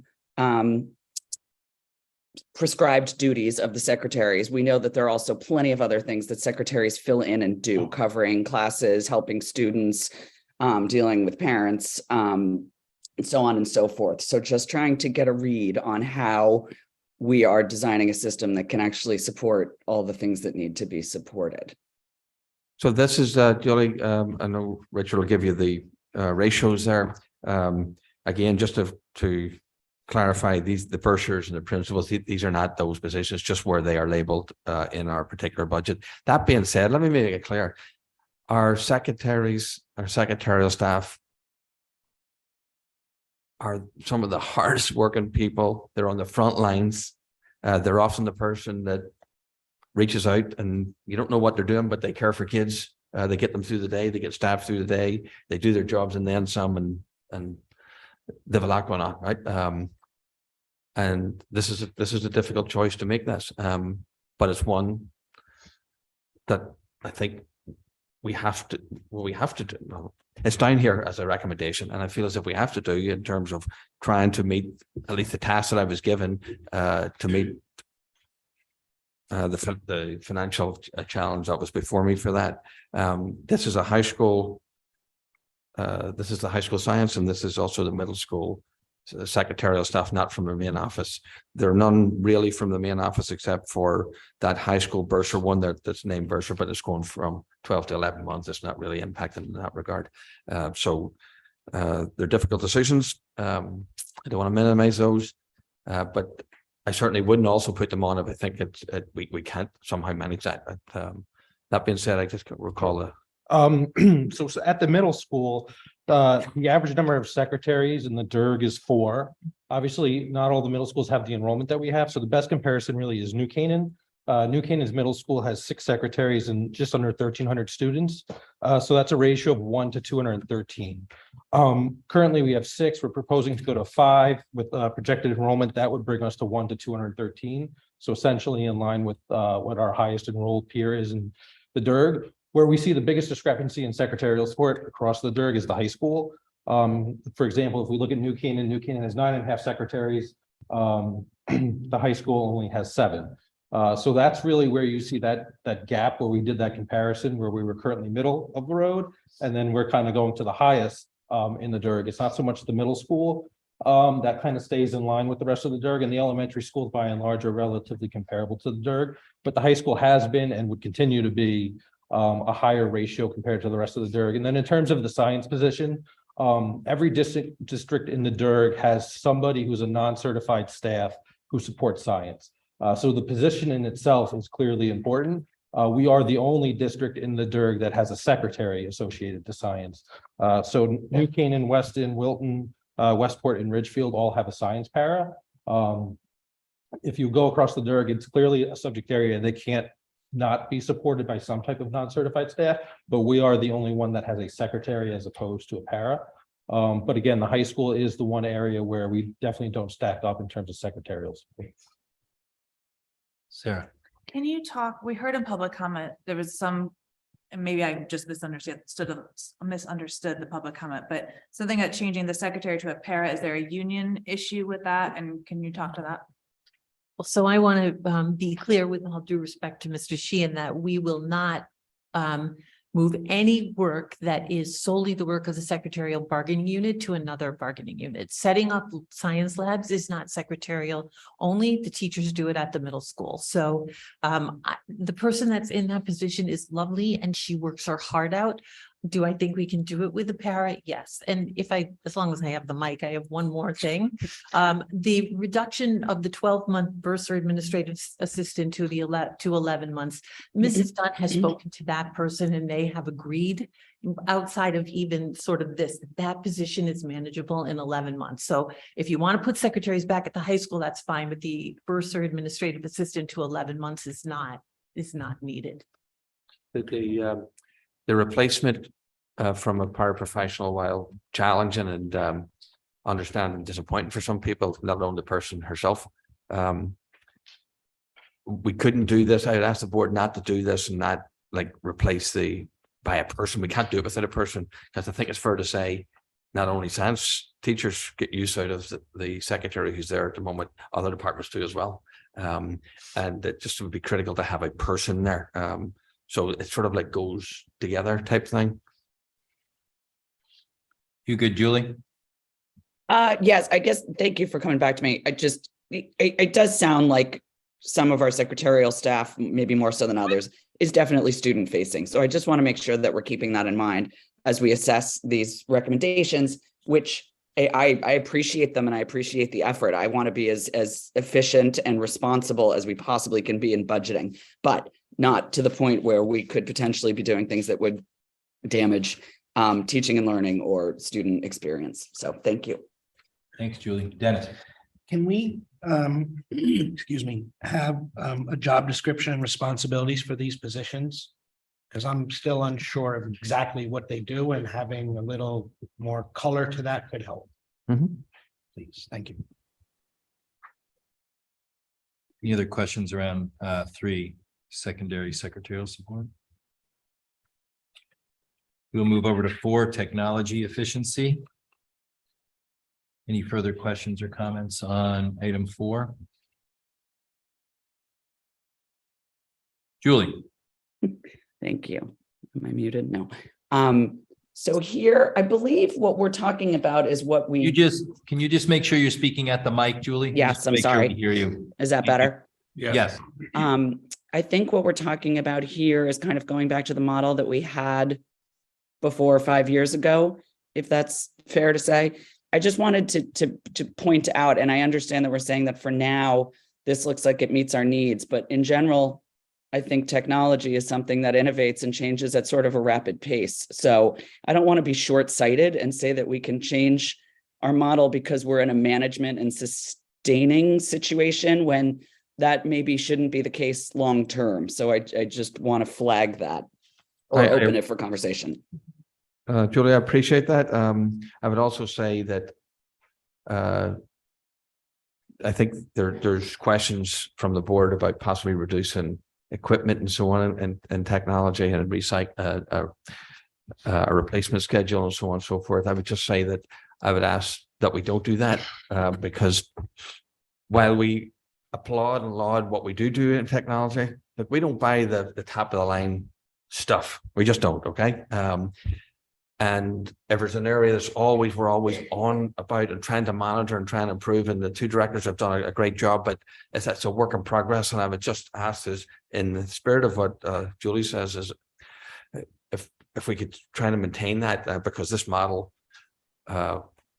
we can't dismantle things and go backwards. And I'm also saying here, I think, that we need this other position to go with it.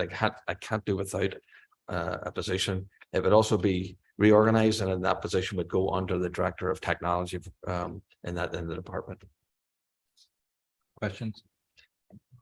Duke, I'll just make Sure. One comment I get from constituents all the time, and some of the analytics Mr. Brown asked for is, just the growth in administrative staff. And I know we've made some restructurings, and I voted for some over the past, but I'm just calling out a concern I often hear, the growth in administrators. So, I think the community is looking for some restructuring. This might fit in that mold. Thanks, John. Jill? Alan, I didn't understand that last thing you said, that this would require some restructuring, that this person would go under. Well, just under supervision and so on, it would go under the director of technology. Jeff. Yep. Got it. Thank you. Good. We'll move on to number 5, athletic restructuring. Comments, questions? John? I guess if you could talk through the restructuring of this, I think Rich or somebody made it, well, I think it's in the memo, the comment was made that we're the only district that has an AD, assistant AD, and a secretary. So maybe talk about, by eliminating the secretary position and giving what role are we going to give the assistant AD, which has to be covered? It sounds like the entire role, but I'm interested to understand that. So we have been able to cover the secretarial position for the athletic department in the past. There's a lot of purchasing that goes on. Many secretaries throughout the district do purchasing, so we'll farm that out to other people, potentially even to secretaries down here. Transportation, the assistant athletic director may be involved in transportation, but we have a very strong transportation coordinator right now. So I think what he'll be doing is more the scheduling, the interfacing with parents, being just a presence, at games. He'll come in earlier and help to make sure that everything is set up on time and ready to go. So more of a presence, more hours. Yes, and he'll certainly okay. do some of the things that the current secretary did, but those things are not things that belong to the secretarial bargaining unit. They're things that other people in the district can take over. Thanks for the clarity. Good. Move on to number 6, central services restructuring. So in the same way, Mr. Chairman, at number 4, just given the difficult choices we had to make around the district, I thought it was incumbent upon us to look internally here at central services, first of all, both for staff and certified staff and non-certified staff. And this is another difficult choice. Questions, comments?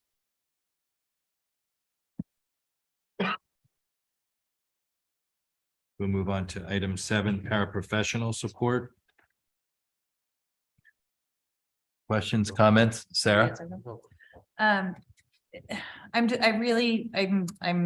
wary of this one just because it's directly pulling from students and assisting students. And we've heard a lot from Oxford parents and that they're struggling. I don't know if that's too strong a word, but that there's issues with the amount of kids versus the amount of paras over there now. So I would just love to understand. I guess I just need to know that this is not going to hurt teaching and learning in any significant way of the Oxford students. Well, the instructional paraprofessionals do a superb job, so I'm not going to say that they don't impact our children. Of course they do. This is one of the ones that is most closest. So it's going from 5 to 4. All the rest of the schools have 4 other than Royal.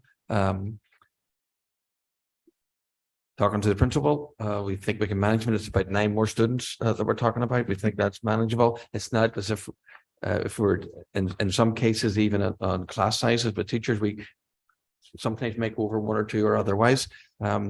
This is something we think we can manage. It's not a practice I want to relatively, it's not to embrace that full practice moving forward. But in this case, I thought it was.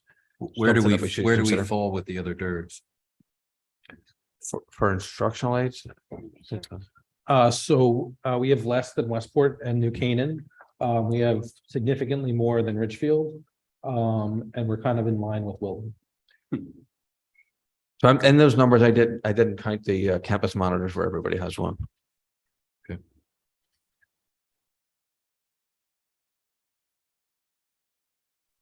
Rich, a little off topic, but just Sarah's comment about students and all. I heard or saw somewhere, someone commented on a student getting off a bus and walking into Darien Commons in Norotan Heights. So I know you're looking to track that. So have we had any enrollment from any of our new developments? None significantly, we can certainly check again. Okay, Yeah. good. Thank you. Jill. The memo begins, we're recommending moving away from the 1 to 89 student ratio. Does that mean just for this decision, or is this a number you're looking at in the bigger picture? Certainly for this position, but I don't know that it's a hard and fast number, but it's a guideline and we'll continue to honor it as a guideline at this particular. But you feel that it's a guideline you are interested in, or it's a guideline you're evaluating in terms of its overall value? I think it has served the district well. If there's a different, if there's a different model to consider, I would bring that back. But at this point, it's still a guideline that serves the district well. And if we had to actually go outside of it for some reason, even to add another one in for a particular reason, that would sway it the other way. I would still consider doing that. Okay, thank you. Katie. Thank you.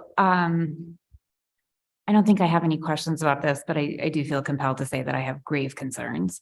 This sounds to me to be in direct opposition from what we're hearing from both parents and from board members in terms of support staff. This seems to make what is already a challenging situation with staffing more so. Furthermore, increasing a ratio. I'm not in support of this. Any other questions or comments? Julie. Thank you. Just, You're muted, Julie. sorry. How far away from that ratio are we moving? What are we looking at?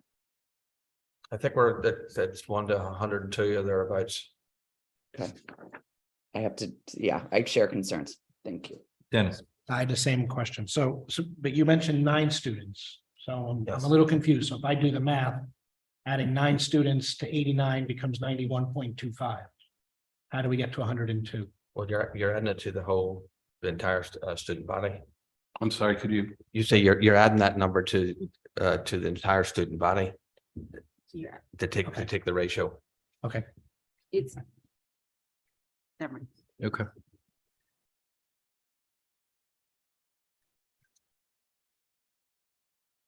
Okay. That kind of comes up to the next section on recommended budget reductions. Any questions or comments with respect to budget control? Sarah. I'm just want to say for the record that class size is one of the things that we value most in this district. And if we get rid of budget control, particularly in conjunction with our last conversation, I think this board has to really make a commitment that if there is a section that tips, that we are okay going back and allowing that break to happen and finding the funding for that, because that is one of the hallmarks of our education. I just want to make sure that everybody is on board with this if this cut does go through. I don't honestly think there's any other way to do it. Our class size policy would still be in place. So. Yeah, Right. it doesn't No, change anything. I just want, I'm on the record, everyone's good with that. Yeah, just from a process standpoint, we still have to approve a transfer out of budget control when we do that. So Yeah, understood. there's, One question on that process, were we to move into the model where we didn't have budget control built into the budget and we did find ourselves breaking sections? There was discussion about how the the appropriation piece, were we to need it, would not come at the time and it would come later. So my question is, when we face that point in time, would the appropriation still be labeled as being related to section breaking? Or would it be labeled as from whatever we had pulled from in order to fund?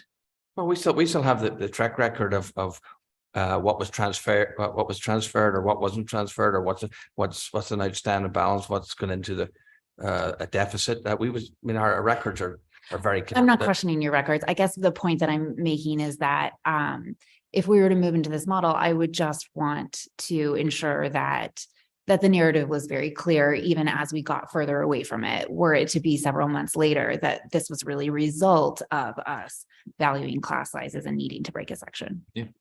I think it would be go through how we report it from a budget standpoint. It would be very clear as to what the dollars are and what they're needed for versus whatever the surplus must be. So You can remind me at the finance committee to keep the narrative straight.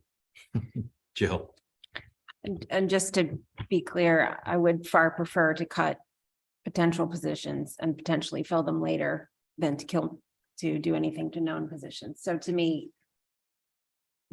with the commitment that we will honor our class size policy, I would just rather cut a reserve. I would just mention that sometimes, Mr.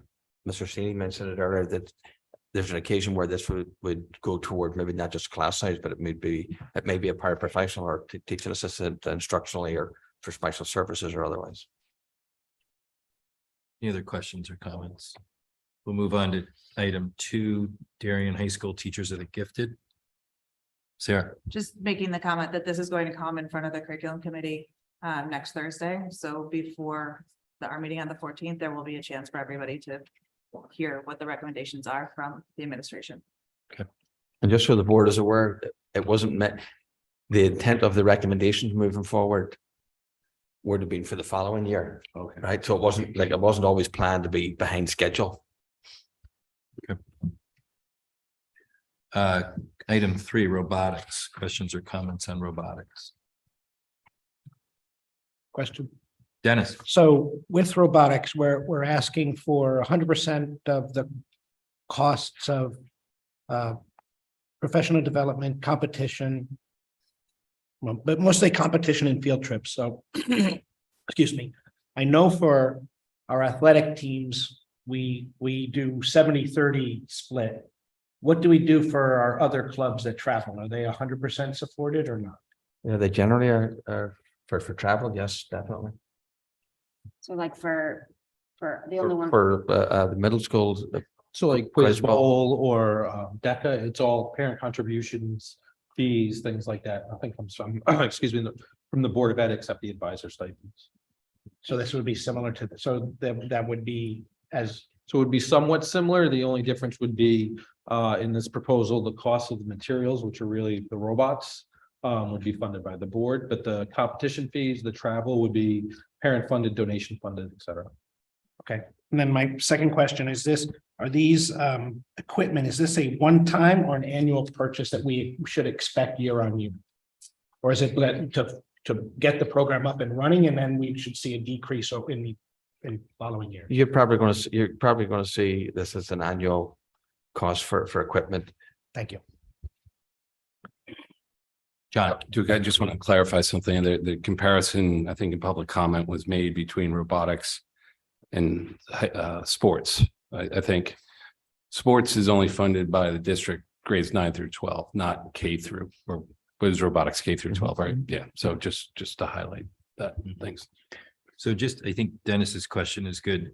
The equipment line here are for iPads. Correct. Right. All right. But I think to Dennis's question, on an annual basis, is there equipment you purchase for the program for them to build? Yeah. So in the materials account, there's a budget of $30,000. It's robots, it's metals, it's tires, it's things like that. Those would be annual recurring expenses. Good understanding. Tara. I just wanted to know if that number is just high school or if it is the K to 12 number that we're looking at right The now. equipment number? K to 12. K to 12. Good question. Katie. Just a question, maybe outside of this specific budget conversation, has there been conversation about bringing robotics into curriculum as opposed to as a club?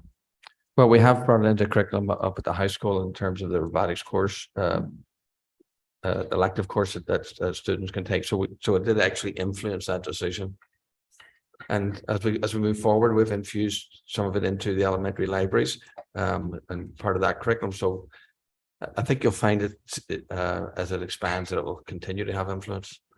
I think that was the original conversation. Yeah, Dr. Adley rolled it out to us. No, I understand that. Thank you. I guess the point that I was trying to make was that it seems that there is, we've had a lot of engagement from public comment, and it seems that there's a lot of support from students and interest in this. But part of the issue at the board table is that this is a club and consistency of how we fund clubs. And so I was just wondering if it might be something to look into growing more of the curriculum and more of the places that it's built into the actual school programming as a way of supporting it, as opposed to a club. Okay, we'll move on to item 4. Go ahead, Jill. Could you just review again what's in the professional development line? I know you did, and I remember what you said, but I just want to hear it again, please. Well, what we took out of there are the fees. So it's competition fees, and it's like memberships to be able to join an organization. But it's primarily the fee associated with being in competition. Thank you. We move on to item 4, building substitutes. Dennis. Yeah, so just a question, I guess. So when reducing, we heard a public comment, the question specifically to Middlesex, and reducing that creates a ratio disparity versus other schools, I guess, at the middle, at having a building substitute, since you're now dealing with one large school versus 5 smaller schools. And I specifically talked to Middlesex because for me, DHS is building subs I'm not overly concerned about. The students should be old enough to manage on their own, but middle school students are different. And how do you feel about that specific thing? So we're not reducing. This was the ad. But it's a reduction in the ratio from where it was to what it is being proposed. And Well, we're comfortable with that ratio, I guess is my question. I guess go back to making sure we're all on the same page. How many substitutes are currently at Middlesex? 2. Okay. But middle school and high school teachers can cover classes. They get paid the $32 an hour. So even though the building substitute ratio looks worse for the middle and high school, elementary can't. So Okay. that's why we're comfortable with 2. Thank you for the clarification. And the 5 days helps a lot. The 5 days and the increase in the daily rate. Okay. Any other board questions or comments? Julie. Thank you. And I would imagine if we end up needing more subs than what we have available, which of course we will, but we would just end up seeing that cost captured in the other substitute line, right? Not the building substitutes. Correct. You'd see the daily sub line. Okay, so obviously we'll keep an eye on that. And if we decide to go forward without adding the additional building subs, we'll see how that works out for us in the long run. Thanks, Julie. We'll move on to 5, revenue. Questions or comments on the changes to fee charge on field rentals? Rich, just maybe high level, how we are now comparison to our other districts? So not everybody has the same fee structure as us. Not everybody charges like an hourly rate and a per participant fee. So the closest comparison is Newtown. They have the same structure where it's an hourly rate and a participation fee. So theirs is 31, which is our recommendation, and the original budget was 31. We do have a huge demand for the use of the fields in the community. And obviously it's the difference between Lower Fairfield County and Northern Fairfield County. So 35 isn't really an unreasonable area. If we look at our field rentals compared to our peers, whether it's Westport or Weston or Ridgefield or Greenwich, we are far ahead of those communities in terms of the revenue we collect. There's no recommendations in the costs or fees that we charge for the custodial services and security and anything like that. So that was in the budget, and we did recommend a 5% increase, but no change associated with that other than what was From this exercise. Okay, good. Mr. C. So Rich, just a little further on that. So how we apply the fees different. You said the only comp in Newtown. How is Newtown doing it, and kind of what might be competitors of local field rentals? So a lot of it is like an hourly usage. So if you use the field, let's say for 2 hours, you're getting billed a rate for 2 hours. Whereas we charge, if you have, 10 participants, you're paying that $35 in this case to the 10. If you have 100 participants, you're paying 35 times 100 as an example. So the bigger sports obviously pay more. Understood. So I guess the question is, do we feel like we're leaving money on the table by not? No, we're collecting far more. than Okay, we- that's where I'm going. Thank you. You got them where you wanted to go. Exactly. All right, thanks, Rich. We'll move on to item 6, professional development. This was associated with the potential replacement of Aspen, right? Correct. Okay. Any questions or comments around that? Good. We'll move on to item 7, curriculum research and development. Questions or comments around that? Dennis? Sarah? Sarah, Just noting in the binder, in our original binder, it says that this is where funding would come for anything that Dr. Dad would need coming in. And I know we're talking about not wanting to maintain contingency accounts. But my educated guess is that she's gonna need some funding when she comes in. Is there, short of transferring money from line to line, are there other funds for her baked in here somewhere? Go ahead. I'd say nothing's baked in, but we would have to transfer some funds into that account to support it. Okay. But things like professional development can be supported because they are aligned to goals that we already have, for sure. And can you, what was this used for this year? And I know we always use this line, so give us examples about what So it's used for. this year at our last curriculum committee meeting, we actually talked about the world language department piloting IXL in 3rd grade. So that was in there. When the district piloted Haggerty, when we were doing more to address the science of reading, it came from there because that came later in the year. When we were using Seesaw, that was not budgeted and that supported virtual learning. So those are the types of things. So I guess my concern is not only for Dr. Dad, but also this K-2 reading, which is still pretty nebulous and unclear what's happening with that. I'm just a little wary of taking this off, because there potentially is a need for it.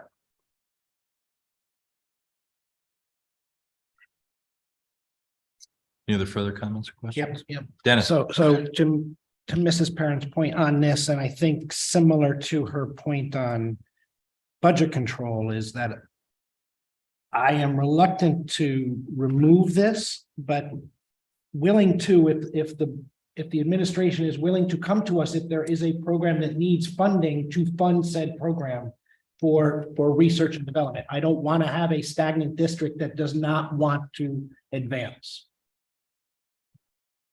Thanks, Dennis. Certainly appreciate that comment. We'll move on to Katie, sure. I would just take that a step further and say that I actually think that we do have things that are worthy of looking at. I myself requested for additional looking into literacy and reading. But I also think writing is something that is not something that has been addressed at all. We have been supplementing with Haggerty and with foundations. Writing has not. My understanding is that Teachers College has not yet released their new units of study for writing. We don't know what are in them. And writing instruction seems to have maybe gone by the wayside a bit.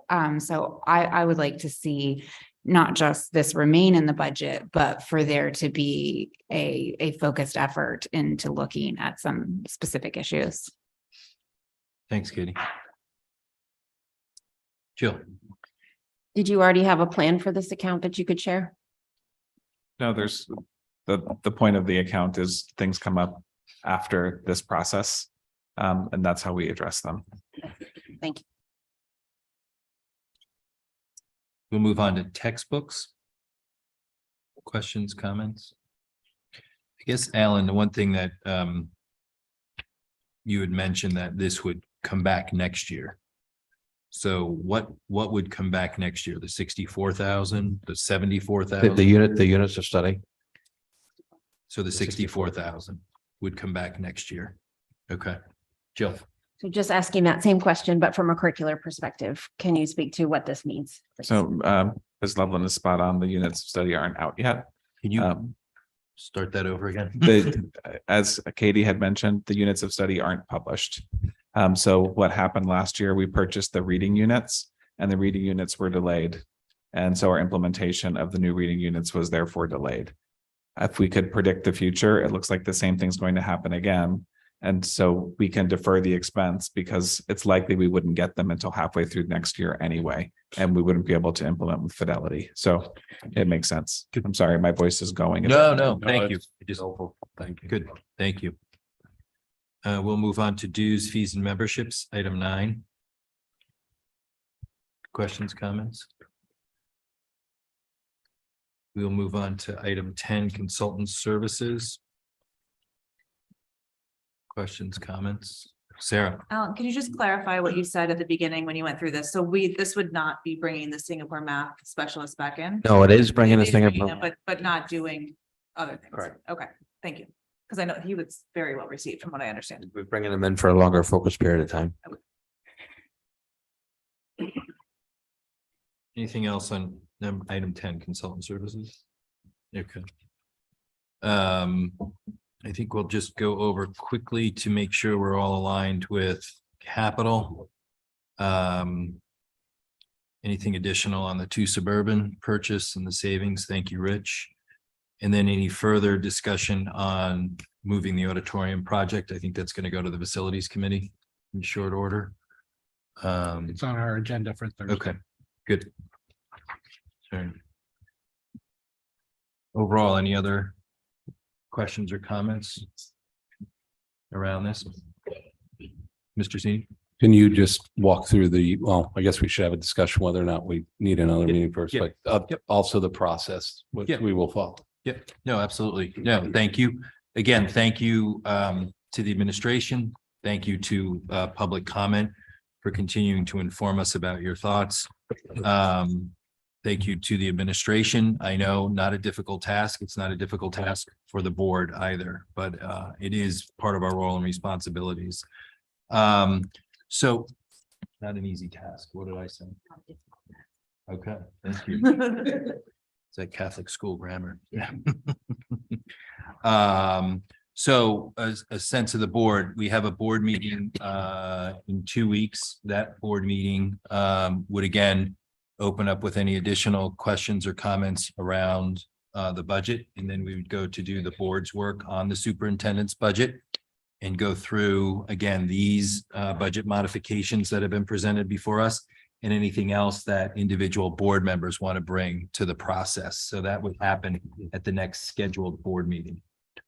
Is there any census of having a meeting between now and that board meeting? Can I just ask a question first? Sure, Sarah. So going in historically, we've gone through everything on the ag cut list line by line by line. That is still our idea. We will go RC by RC. And we will do it not just what the administration is proposing, but every single thing. We that's will on the go list. RC by RC and what the administration has presented to here to us, we will have that conversation at that RC. Right, okay. Good. No, thanks for the question.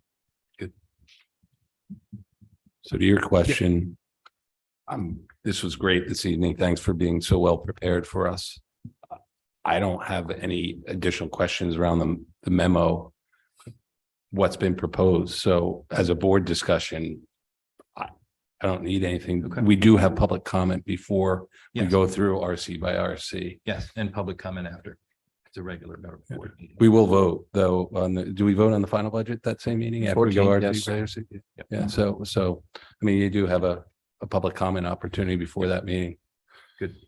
We can always, through the course of the next week or so, if we need to rehear and we come to a consensus that we want to add a special meeting, that's always an option. Email works Email works, so. too by, public comment as well. We read Right, them. good. Good. All right. Thank you to folks on Zoom and folks in the audience. I think overall a really good conversation. Again, thank you to the administration for following up on our guidance. And with that, I will make a motion to adjourn. Mr. Sini, second by Mr. Brown. All those in favor? That is unanimous.